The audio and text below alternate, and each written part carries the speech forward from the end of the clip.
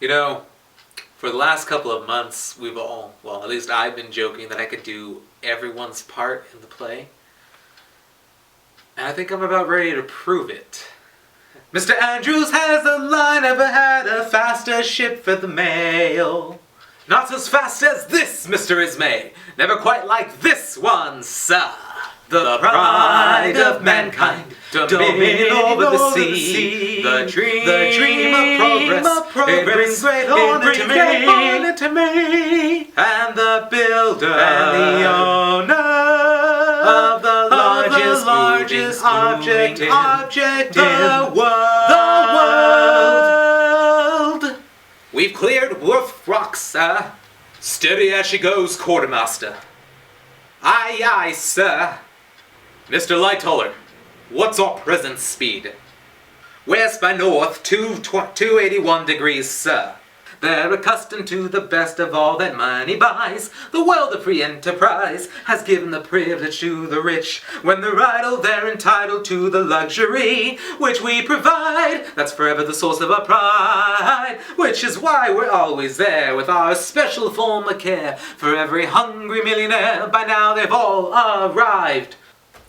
We're sailing aboard the greatest ship that ever sailed the seas. The hole in the keel imperviously stronger by degrees. Magnificent crystal chandeliers parquetting all the floors. The dinner seating for Thursday, April the 11th is now being served in the first-class dining saloon. Don't suppose I told you about my forced march to the Sudan during the winter of '85 to relieve the attack on Chinese Gordon by the Mahdi and 6,000 of his crazed, godless savages who came down with their spears. Edgar, look! Right in there, what a sight! The first-class dining saloon! Come on, Alice. They want us to get the hell to our own saloon. Language, Edgar! Did you get a good look at John Jacob Astor? He looks exactly like his picture. So do you, Alice. What's the point of being on the same boat if we can't hobnob with them? It's bad enough that we have to make do with that dinky cabin they gave us, with those two silly little bunk beds. Damn it, Alice! That's all we paid for and that's all we'll get. Huh. Well, that's not all I'm gonna get. Charles, look! Through that glass. That's first class. For all you poor, smart people. Rich people, you mean? Of course they're rich, darling. They're Americans. Can't you just imagine what they're all jabbering about? All those things my father lives for. International banking, venture capital, concerning the market. You know, that sort of thing. How would I know that sort of thing, Caroline? My father never had a corner on the market. All he ever had was a market on the corner. I warned you that running away with me would be educational. Oh, Charles, I love it when you're sarcastic. It makes me feel like we're a real married couple. Why not? That's what we would be if you snob of a father had permitted it. And that is exactly what we will be the minute we arrive in America. Darling, considering our living arrangements, everyone on board thinks we're already married. You know perfectly well we would have had separate cabins if I could afford them. Yes, but separate cabins would have meant separate beds, Charles. You don't suppose we'll burn in hell for it, do you? Stop worrying, darling. In America, it's not a sin at all. What isn't? Saving money. Oh, you're daft then. And why do you suppose they charge us every bit of 60 shillings for our passage? Well, Jim Farrell, I'm gonna have a fine cloth, electrical light, and a whole lot more when I get to America. Including me own personal bathtub. I'm gonna rise straight to the top, I am. Just like cream. I will be a proper person. People will look up to me. In that grandest nation I'll stand tall. I'm aiming to have a real profession, I am. Me too. Me three. There's a place in America called LBQQ. And I'm hoping it's a bit like Demagogue. Where's my dreaming and my hoping and my scheming and my praying and my wishing to be happy will come true enough, and I'd want to be a millionaire.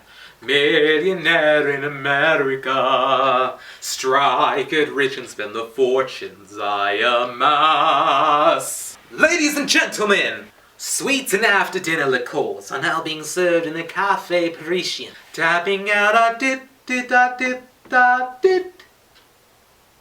Dit dit da dit da dit. Dit dit da dit da. Everywhere.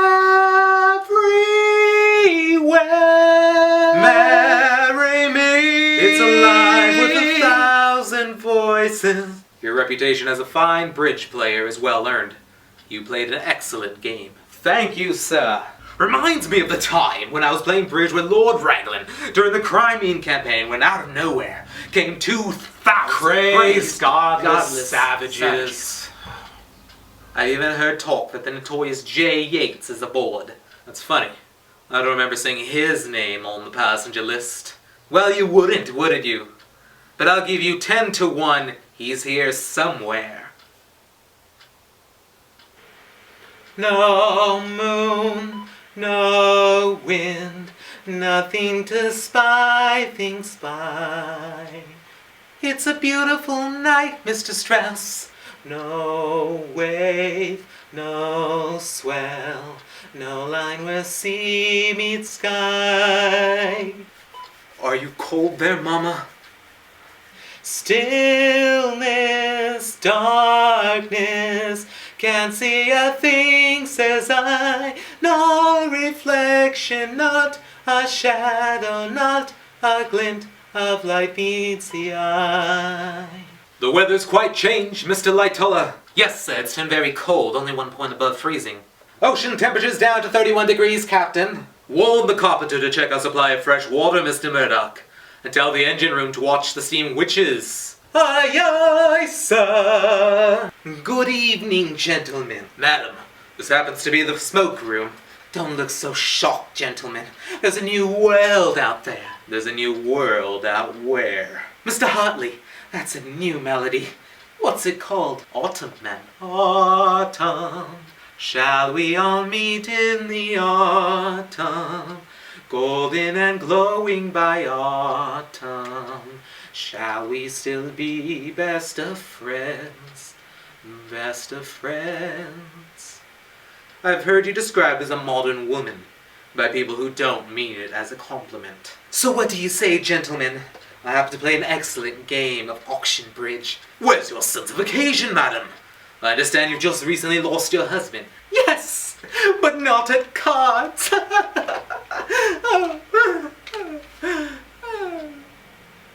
Thank you, quartermaster. Hard starboard. Hard starboard, sir. The helm's hard over, sir. Engines full astern. Full astern, sir. The bow's reacting, Mr. Murdoch. 2 degrees to port. The distance, Mr. Fleet. A quarter mile. Perhaps a little less. 9 degrees. 10. 11. A full point. Jesus, Mary and Joseph, look at the size of it. Looks like the Rock of Bloody Gibraltar. It's going to pass the starboard, sir. Yes, it's all right. I think we're going to miss it. George! George, are you there? Wake up, George! Who is it? Benjamin? Benjamin, what's wrong? It's nearly midnight. George, do you hear anything? Hear anything? No, nothing. That's the point. The engines have stopped. By God, you're right. Wake up! Mr. Edges, is something wrong? I don't think so, madam. Just following orders. Wake up! Wake up! George! George, look what I found on deck! There must be a ton of it! Be a sport, John. Break off a piece for my drink. EJ, why have we stopped? I want an immediate explanation. We're trying to assess the damage, sir. Damage? What damage? We're taking on water in the boiler rooms, but we've closed the emergency doors, and I'm quite certain that everything is under control. Then I trust you'll have us underway as soon as possible. Mr. Andrews is making a complete inspection. If you'll just be patient, sir, you'll have his report the minute it is available. What is it? What's going on? There was this terrible scraping noise, and then we just stopped. What are we supposed to do now, then? I'm going upstairs and have a look. You're way down here like you're told. Titanic is sinking, Mr. Ismay. Ladies and gentlemen, can I have your attention, please? The captain would appreciate it if all of you were wearing your life preservers. Mr. Etchies! Mr. Etchies, over here, Mr. Etchies! I'll be right with you, Mr. Astor. Please, Mr. Etchies, what the devil is going on? Tell me straight, man. Are we in any danger? Danger, Mr. Guggenheim. On this ship? Jim Farrell, are you down there? It's blocked up here, we can't get through. What the hell are we supposed to do? Jim Farrell, where you've gotten to? It's 2 feet in the men's dormitory. The boat's sinking. What are we supposed to do then? Drown with all the other rats? Don't be daft. There's lifeboats, they're up there. I've seen them in a snapshot. Me too, Kate. Me 3, Kate. How the hell do we get up there? How the hell do we get through that gate? How long are we supposed to wait? Who the hell is looking out for us? What are you people doing down here? Don't you know the ship's on the way down? Who are you then? Frederick Barrett, stoker. We'll have to find another way, all right. How could such a terrible thing happen to such a marvelous ship? Some marvelous ship? You wait and see. We're gonna end up having to swim to America. Benjamin, I'm afraid. Charles, promise we'll stay together no matter what. I promise, darling. Reminds me of the time I was in the China Sea during the Boxer Rebellion of 1900, when our ship was attacked by a godless horde of Malay pirates. SOS, Titanic! SOS, situation critical! Come on, Californian! Where are you, old man? Why the hell don't you answer? Who called for speed and to break every record? Who had to keep all the millionaires happy? How dare you, Smith? I will not stand here indicted. Who ignored warnings of icebergs when sighted? Who, sir, refused to extend up the bulkheads? You, sir, to give the first class bigger staterooms. Who did it? Who did it? Who did it? Who did it? Who did it? You and I are getting in the lifeboat. Father will be staying here a while. It will be like rowing in the Serpentine. Come along now, let us have a smile. Madam, step this way into the lifeboat. Mr. Strauss, by all means, take your place. No, I will not go before the younger men. Haida, you must go now. For what? To live without you? Absolutely not. Where you go, I go.